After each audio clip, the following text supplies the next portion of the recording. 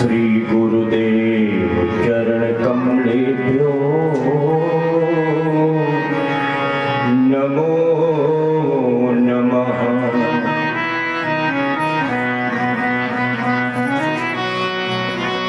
वक्रतुंड महाकाय सूर्यकोटि समप्रभा निर्विघ्नं कुरु मे देव। सर्वकार्येषु सर्वदा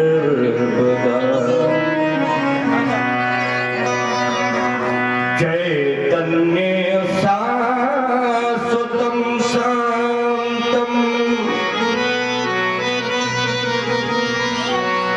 प्रेमातीत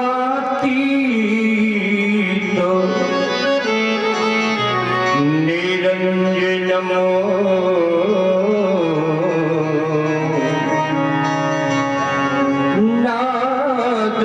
नादबिन्दु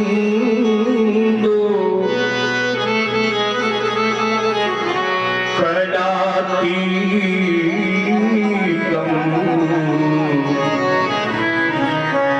तस्मै श्री गुरुवे नमः। जय हो।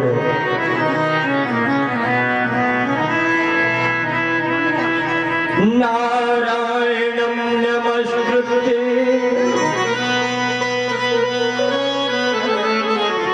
नरं चैव नरोत्तमम्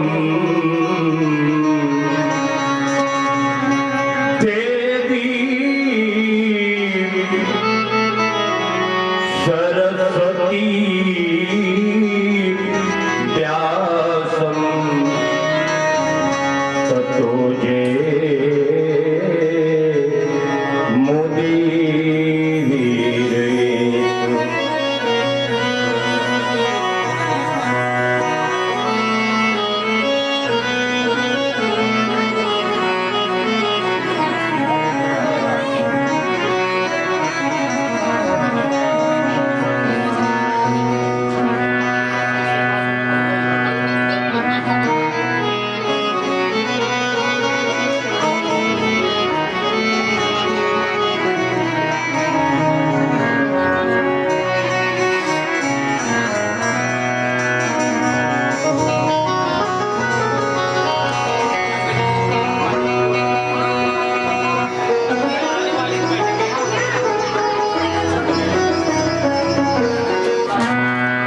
पंसी विभूषित करान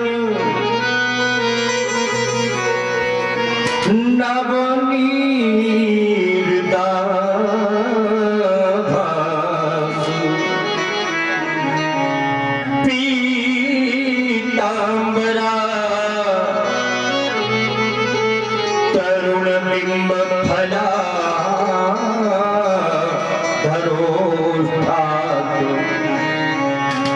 पूर्णेन्दु सुंदर मुखातर बिंद नेत्रात् कृष्णात् परं किमपि तत्त्वमहं न जाने। राधा साध्यं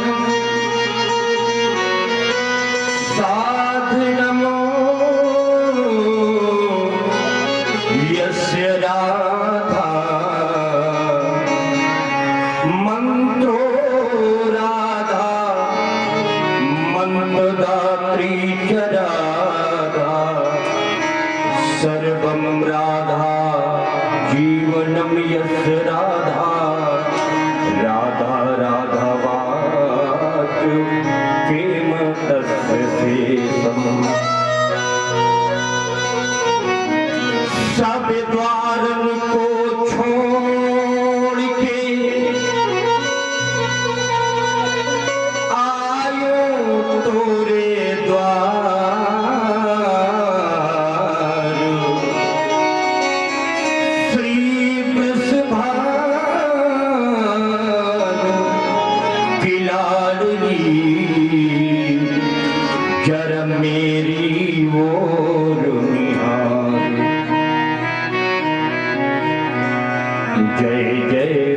राधारमण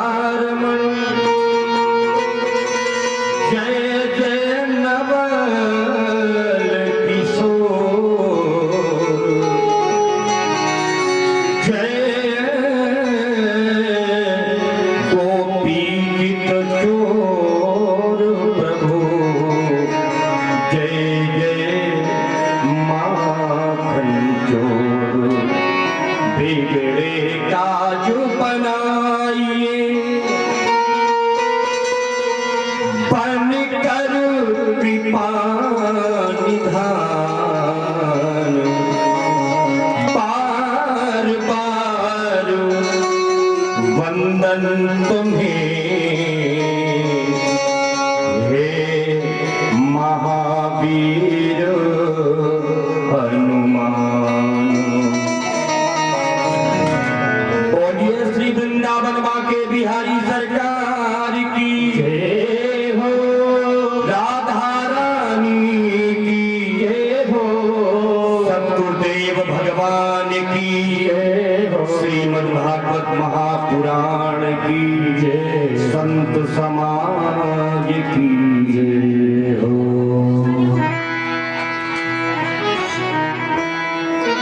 आइए नित्य पथ की भांति कथा में प्रवेश करने से पूर्व हम सभी मनमानी कर्म के द्वारा भगवान की संकीर्तन में सम्मिलित होते हैं। सभी लोग, सभी भक्तजन, माताएं, बहनें, भैया, सभी लोग ताली सेवा करते हुए भगवान की संकीर्तन करते हैं।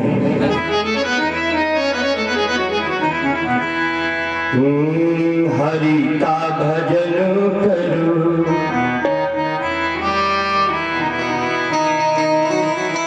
हरि का भजन करो, हरि का भजन करो, हरि का भजन करो, हरि है तुम्हारा, हरि के भजन बिनो, हरि के भजन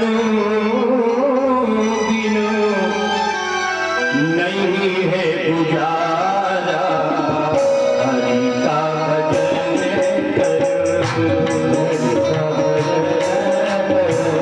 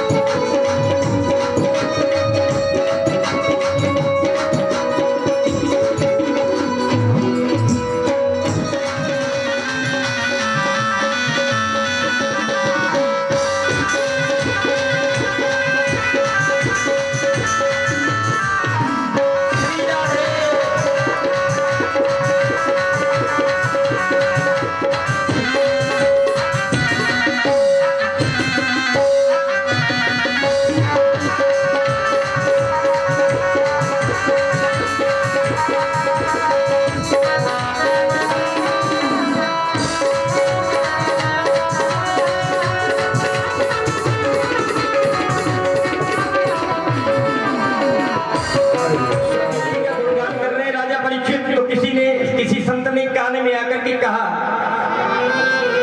कि इनकी ज्यादा प्रशंसा मत करो, नहीं तो नाराज होकर के चले जाएंगे। अपनी जो भी बात कहना हो सारांश में अपनी बात इनके समक्ष रखो। तो राजा परीक्षित कहते हैं, गुरुदेव मैं आपसे केवल एक ही बात पूछना चाहता हूं, मेरा केवल एक ही प्रश्न है।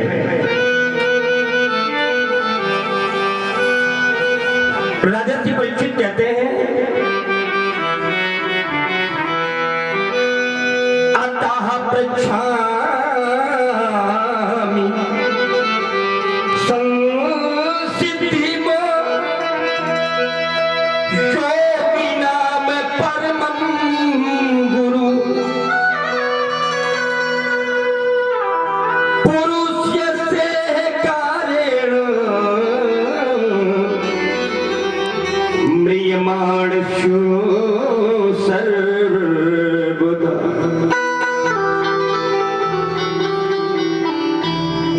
मेरा प्रश्न ये है कि 7 दिन में मरने वाले व्यक्ति को मुक्ति कैसे मिलती है? मैं आपसे केवल यही जानना चाहता हूं। तो आचार्य सुखदेव जी कहते हैं, राजन तुमने जो प्रश्न किया है बड़ा ही सुंदर प्रश्न है और सार्वभौमिक प्रश्न है।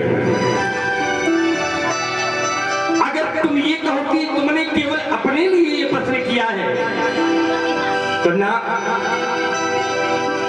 ये तो सार्वभौमिक है, ये हर किसी के लिए प्रश्न है।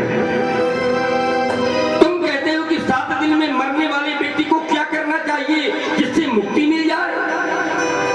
तो राजा ये बताओ कि 7 दिन में तो सबको मरना है,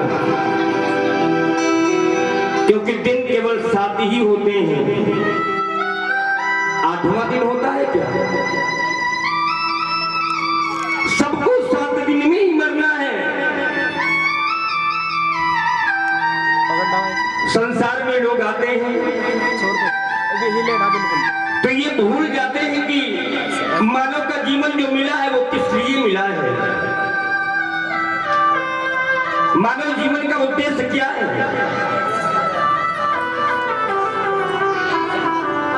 लोग धन कमाने में, स्त्री सुख प्राप्त करने में, नाना प्रकार के ग्रह धंधों में ही अपना जीवन व्यतीत कर देते हैं, मर के चले जाते हैं। राजन इस संसार में जो भी आया है उसे मरना पड़ा है, क्योंकि यह है मृत्यु लोक, और इस मृत्यु लोक में अगर कुछ सत्य है तो वो केवल मृत्यु सत्य है। प्यास लगती है तो पनघट की याद आती है, प्यास लगती है तो पनघट की याद आती है, शर्म लगती है तो घूंघट की याद आती है। ये कहानी जिंदगानी की कुछ ऐसी है मेरे बंधुओं, ये उम्र ढलती है तो मरघट की। सबको एक ना एक दिन इस संसार से जाना है, क्योंकि स्वर्ण भस्म के खाने वाले चाहे कोई धनवान हो चाहे निर्धन हो, चाहे राजा हो या भिखारी हो, चाहे ऊंची जात वाला हो चाहे नीची जात वाला हो, सबको जाना वही है। स्वर्ण भस्म के खाने वाले उसी घाट में जाएं। वो कौन सा घाट है? उस घाट को कहते हैं शमशान। उसे शमशान घाट क्यों कहते हैं? उसे शमशान इसलिए कहते हैं जहां सबकी शान सम है। राजा भी पहुंचेगा उसे भी वहां धरती पर लिटाया जाएगा, भिखारी भी पहुंचेगा उसे भी वहां धरती पर लिटाया जाएगा। वहां किसी के साथ में कोई भेदभाव नहीं है, इसीलिए जहां सबकी शान सम है, इसीलिए उसका नाम शमशान है। स्वर्ण भस्म के खाने वाले उसी घाट में जाए और ऊंचे महल बनाने वाले उसी घाट में जाए। वेद शास्त्र के गाने वाले उसी घाट में जाए और बिना कफन मर जाने वाले उसी घाट में। सबको जाना है, बहुत बड़ा परिवार बनाया, बेटा हो जाए, बेटी हो जाए, बेटी की नौकरी लग जाए, बहुत सारा धन कमा के रख दूं, बस केवल इसी में जीवन समाप्त हो जाता है। बहुत बड़ा परिवार बनाया कर पाए और 4 जने कांधे पर लेकर उसी घाट में जाया।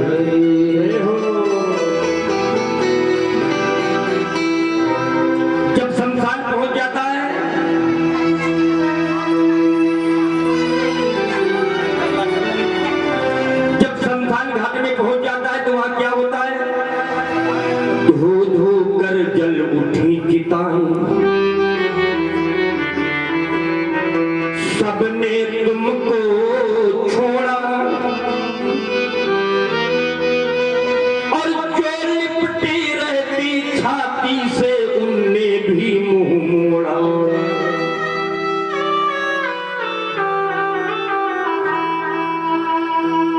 क्योंकि पत्नी मकान तक साथ देती है,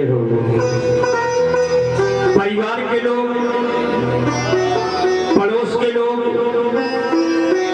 ये शमशान तक जाते हैं, पत्नी मकान तक, परिवार के लोग शमशान तक, पुत्र अग्निदान तक और हमारे धर्म कर्म ये भगवान तक जाते हैं। इसलिए मानव जीवन मिला है तो धर्म कर्म बहुत आवश्यक है, क्योंकि साथ में कुछ नहीं जाता, सब कुछ यहीं रह जाता है। केवल साथ में जीवन में जो हम धर्म कर्म करते हैं वही सब साथ में जाता है। धनानि भूमो पशुओ ही गोष्ठे, धन भूमि में गड़ा रह जाता है या बैंक में जमा रह जाता है। नारी ग्रहे द्वारी जना श्मशाने, देहि चितायाम परलोक मार्गे, धर्मानुगो गच्छति जीव एका। सब मुंह मोड़ करके वहां से चले जाते हैं, केवल धर्म साथ में जाता है मेरे बंधु। और जब वहां पहुंच जाता है सब लोग मुंह मोड़ करके चले जाते हैं, तब उसे ज्ञान होता है। क्या ज्ञान होता है? कि नहीं कोई परिवार तुम्हारा, नहीं मित्र और नारी, माया के चक्कर में पड़कर उम्र बिता दी सारी, माया के चक्कर में पड़कर उम्र बिता दी सारी। आचार्य सुखदेव कहते हैं, परीक्षित संसार की यही वास्तविकता है। संसार में आए हैं तो संसार के दायित्वों का निर्वाह करते हुए भगवान का भजन अवश्य करना है। क्यों? क्योंकि अगर मरण सुधारना है, अगर मरण सुधारना है तो परमात्मा का स्मरण बहुत आवश्यक है। इसलिए समय निकाल करके भगवान का भजन करना है। श्वास श्वास में कृष्ण भजु, वृथा श्वास जनि खोए। जय हो ना जानी यह श्वास की आवन होए न होए। इसलिए कर से कर्म करहु विधि नाना, और मन राखहु जहाँ कृपा निधाना। हमें कर्म करना है और भगवान का स्मरण भी करना है। मन को भगवान में लगाने का प्रयास करना है। तो राजा परीक्षित कहते हैं कि प्रभु, ये मन ही तो शत्रु है, मन ही तो नहीं लगता, क्योंकि मन बड़ा चंचल है। चंचलम ही मन कृष्ण प्रमथि बलभद्रम। ये मन बड़ा चंचल है, इसको अगर रोकने का प्रयास करते हैं तो मन रुकता नहीं है। भजन करने के लिए बैठते हैं तो मन इंडिया गेट पहुंच जाता है। क्या करें प्रभु, एक उपाय बताइए कि मन बस में कैसे होता है। तो आचार्य सुखदेव कहते हैं, राजा परीक्षित मन बस में होगा, कैसे होगा हम बताते हैं। तो आचार्य सुखदेव कहते हैं, मन को बस में करने के लिए सबसे पहले चिता सुनो चितो श्वासो, चिता सुनो चित श्वासो चित संगो चितेंद्रिया, स्थूले भगवते रूपे मनः संधार के दिया। सबसे पहले मन को बस में करने के लिए ब्रह्म मुहूर्त में जगना पड़ेगा। ब्रह्म मुहूर्त में जगने के पश्चात बिस्तर में बैठे बैठे ही अपनी हाथ की रेखाओं को देखना है। करागे बसते लक्ष्मी, कर मध्य सरस्वती, कर मूले तू गोविंदो, प्रभाते वे कर दर्शनम। अपनी हाथ की रेखाओं को देखना है, भगवान का स्मरण करना है। इसके बाद में धरती माता को प्रणाम करना है। धरती माता को प्रणाम करना है। समुद्र वसने देवी पर्वत स्तन मंडले, विष्णु पत्नी नमस्तुभ्यं पाद स्पर्शम क्षमस्व में। धरती माता को प्रणाम करना है और कहना है कि धरती माता, कर्म करने के लिए मैं आपके ऊपर चरण रखने के लिए बाध्य हो रहा हूं, माता क्षमा करना।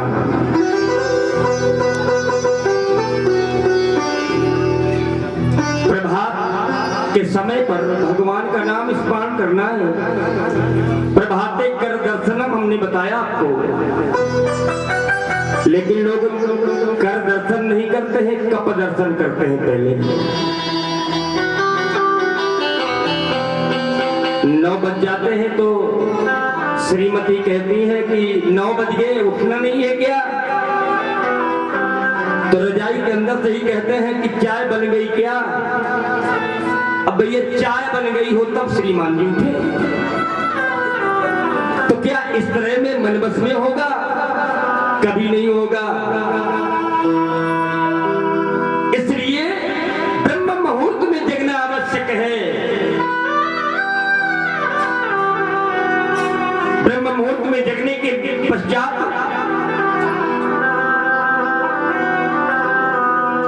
स्नान भी करना है उसी समय, क्योंकि ब्रह्म मुहूर्त का जो स्नान है उसको ऋषि स्नान कहते हैं। सूर्य उदय होने के पहले जो स्नान किया जाता है उसे मनुष्य स्नान कहते हैं, और सूर्य उदय होने के पश्चात जो स्नान किया जाता है उसे राक्षस स्नान कहते हैं। इसलिए मन को अगर बस में करना है तो आचार्य सुखदेव जी ये नियम बता रहे हैं, अगर इनका पालन किया जाएगा तो मन बस में हो जाएगा। गोविंद का नाम संकीर्तन भी होगा, नाम स्मरण भी होगा। आचार्य सुखदेव कहते हैं राजर्षि परीक्षित, मन को बस में करने के लिए प्राणायाम करना है। प्राणायाम क्यों करना है? प्राणायाम करने से श्वास पर नियंत्रण होगा। श्वास पर नियंत्रण होगा तो इंद्रियां बस में होंगी। जितासनो जित संगो जित श्वासो जितेंद्रिया, और जब इंद्रियां बस में हो जाएंगी तो मन अपने आप बस में हो जाएगा। आचार्य सुखदेव राजा परीक्षित को समझ भूमंडल के अद्वितीय की कथा सुनाते हैं। सुंदर चतुश्लोकी भागवत का भी विवेचन करते हैं। भगवान के विराट रूप का बड़ा ही सुंदर वर्णन करते हैं, और कहते हैं राजन परीक्षित एक बात बताओ, भगवान सबसे पहले किसको मिलते हैं? तो राजा परीक्षित कहने लगे भगवान सबसे पहले उसको मिलते होंगे जो दिन में 5 बार नहाता होगा। जो दिन में 5 बार नहाता होगा, पवित्रता के साथ रहता होगा, भगवान सबसे पहले उसे ही मिलते होंगे। तो सुखदेव जी कहते हैं अगर 5 बार नहाने से भगवान मिलते होते तो भगवान उन कोल भीड़ों को कैसे मिल गए जो ठंडी के 4 महीने कभी नहाते ही नहीं थे। चित्रकूट में कोल भीड़ों को भगवान ने दर्शन दिया, वो 4-4 महीने नहीं नहाते थे ठंडी के, और भगवान से धमकी भी दे रहे थे। वो कोल भीड़ कह रहे थे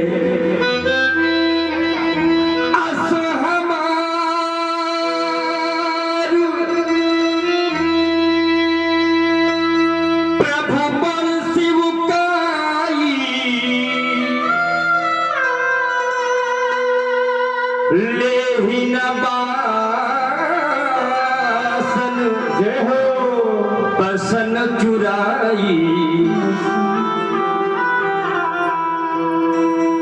तो भगवान कोल भीड़ों को मिल गए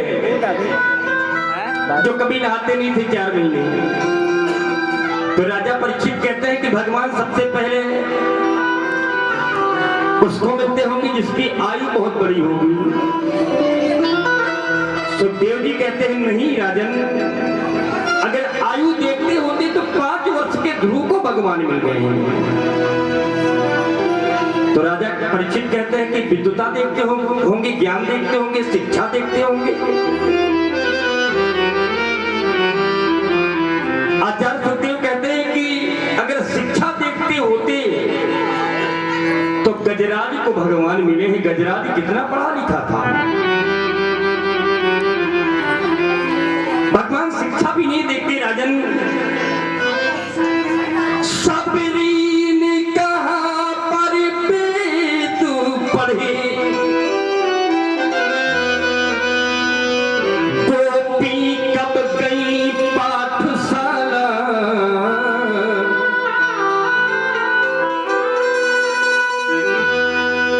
गजराज ने कहा पर मंत्र पढ़े, और कुब्जा ने चंदन घिस डाला। भगवान तो प्रेम देखते हैं, हरि हरि व्यापक सर्वत्र समाना और प्रेम से प्रकट हुई मैं जाना। प्रबल प्रेम के पाले पलकर, प्रबल प्रेम के पाले पलकर प्रभु को नियम बदलते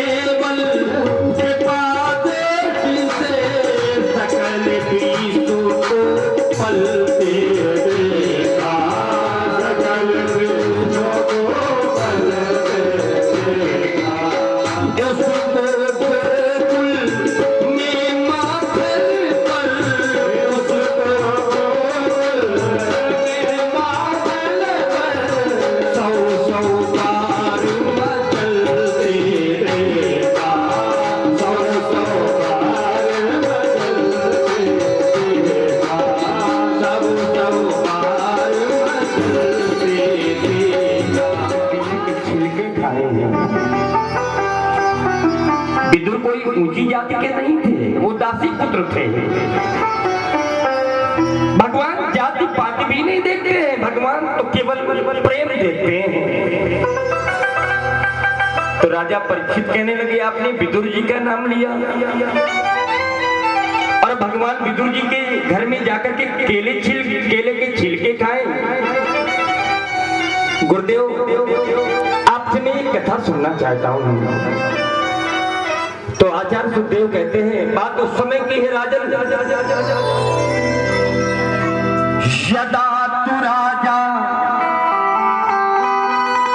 स्वसुतान साधून् पुष्णन्य धर्मेण विनिष्ट दृष्टि। बात उस समय की है जब कौरव पांडवों के साथ में अन्याय कर रहे थे।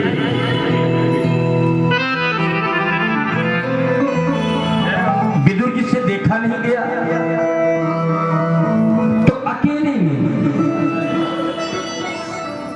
महाराज धृतराष्ट्र के पास में पहुंचे। मंत्री थे, सबके सामने नहीं कह सकते थे, अकेले भी पहुंचे और कहने लगे, महाराज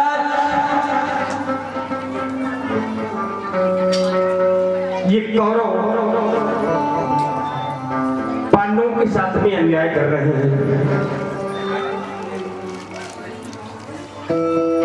आपका जो बेटा है ना दुर्योधन, ये वंश को नाश करवा देगा, वंश में कोई बचेगा नहीं।